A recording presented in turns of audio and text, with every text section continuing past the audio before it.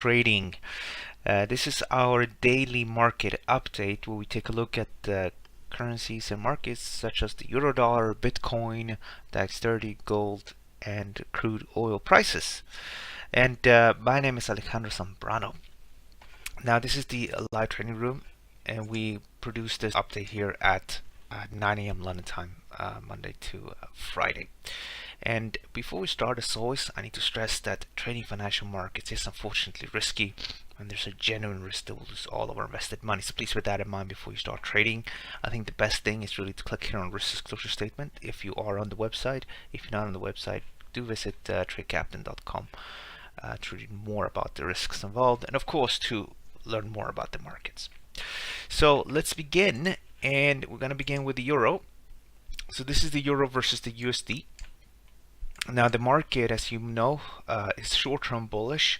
Price took out this 119.63 high and rallied to the upside. And as you know, we were waiting for the market to break out of this range for the last few weeks of 2017. We had the break here on the 29th of December. Market moved up, down, up, and now we are flirting with last year's high of 120.93, which is the high here created on September 7th. Take that level out, and if you look on your daily chart, there's not too much resistance, and still we start to reach levels like 126.64.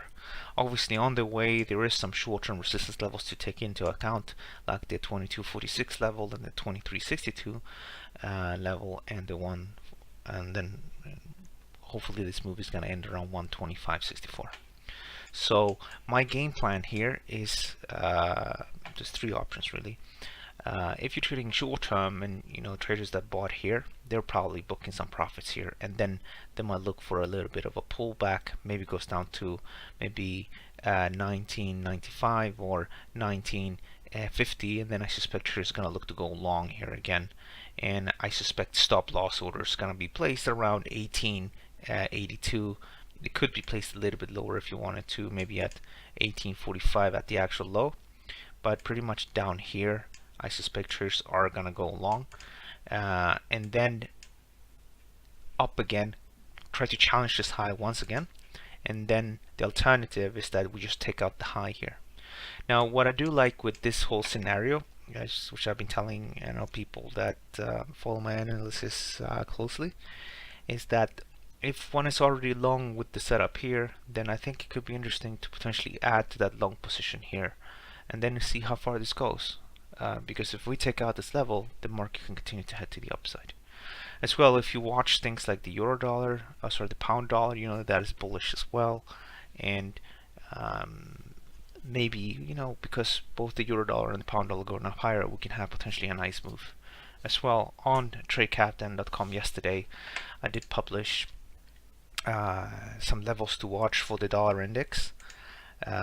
Here's the dollar index, and is flirting with the low here seen in June last year, and if the dollar index takes out the 90.07 level, then this market can continue to head to the downside. So you don't miss out on all of this stuff. It's on the technical analysis, and usually I post on the short-term analysis, but sometimes on the long-term analysis, and all these videos can be found here on the video reports. Now let's move ahead and let's take a look at Bitcoin. So this is Bitcoin. And as you know, the market declined strongly over the Christmas holiday, and the idea is the following: market most likely, because this is one of those typical declines from this high to the low. This is a 43% decline. Now usually declines will maybe 30%, sometimes 40, or sometimes 50. But obviously here I decided that this is probably it. And if we assume that this is the low and that low is going to hold, then as you know, I've been saying that around these levels, traders are probably going to look to go long.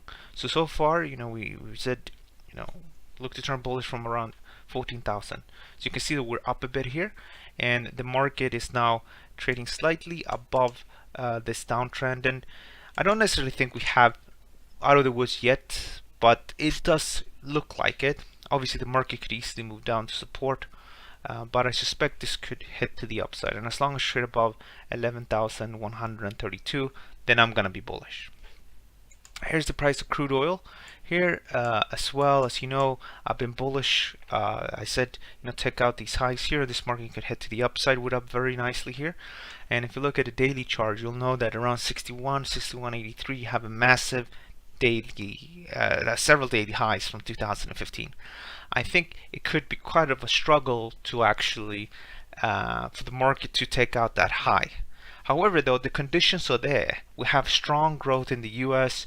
Things are accelerating well in the Eurozone, and China as well is doing good. So the consumption of crude oil and the momentum we're seeing in something like this could easily continue. But from a trading perspective, I think we can go up a little bit more. And if one is long from here, you have two options. One is book profits here, or maybe book profits a little bit higher up. And if you're not in the market, then it's too bad. You're not long.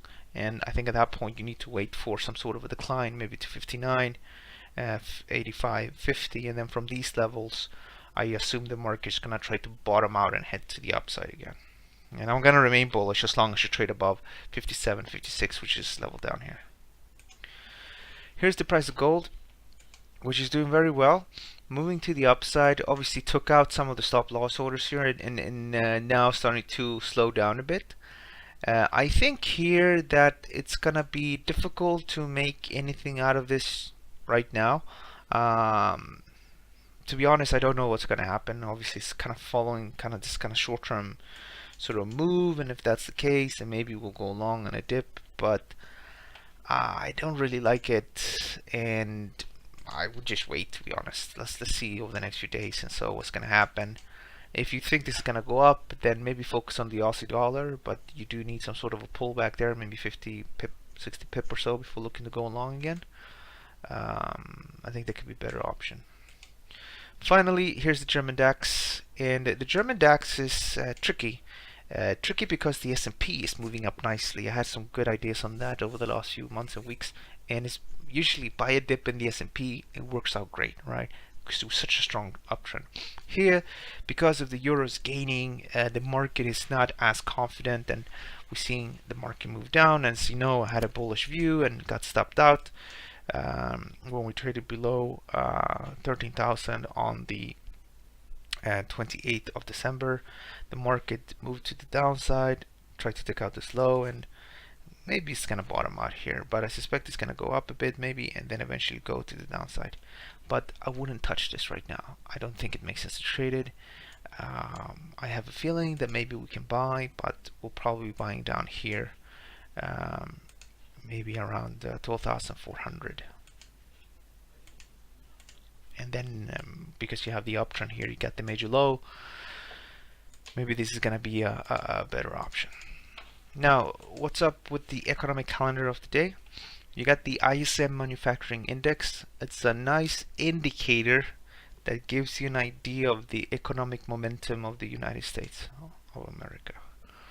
At 58.1, that's a nice, strong, solid number. Above 50 indicates growth. Below 50 indicates contraction in the manufacturing sector. Again, it tells us what we already know, and that is that the US economy is doing well, and be bullish stocks, be bullish commodities, and expect rate hikes. And more about rate hikes is on tap this evening at 7 p.m. London time, so 9 hours and 49 minutes from now. At that point, we have the latest Fed rate meeting minutes, and they did increase interest rates last time, but the market doesn't care. Obviously, they have increased interest rates quite a bit in the US. I think that if the economy continues to progress the way they're doing now, they're going to increase 3 times, if not 4 times, which will lift interest rates to about 3% in the US. Imagine 3% in interest rates in the US. Sorry, and that's definitely not 3%. It's going to be about 2.25%. 2.25% in the US versus 0% in Europe. Of course, it's going to be expensive to be betting against the dollar. But for now, people don't really care about that. So we'll ignore that for now. In fact, macroeconomics over the last few months hasn't really been helping too much, at least not when trading currencies, because we've seen all these moves, but Market doesn't care. Alright, that concludes today's market update. If you like this kind of stuff, do join me tomorrow at the same time. Don't forget to retweet, and don't forget that this Friday we're gonna do a live coverage of the US non-farm payrolls.